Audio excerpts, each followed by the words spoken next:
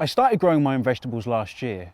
It's so satisfying to be able to come out here and pick something fresh and delicious that I grew myself. But when my young lettuce seedlings were unexpectedly and completely destroyed in a single night, I realized that I'd got a real problem with slugs. I needed to find a solution to protect my plants, but I'm really careful about using poisons in my garden. I don't want to put my dog at any risk, and there's loads of wildlife coming and going which I'm determined to protect. So I'm pleased to have discovered Slugs Away, all natural wool pellets. They are made entirely from 100% natural sheep's wool. You just sprinkle them around the plants. When you water them in, they form a protective mulch which the slugs find highly irritating. It's good because it stops the weeds and helps the soil retain moisture in dry weather.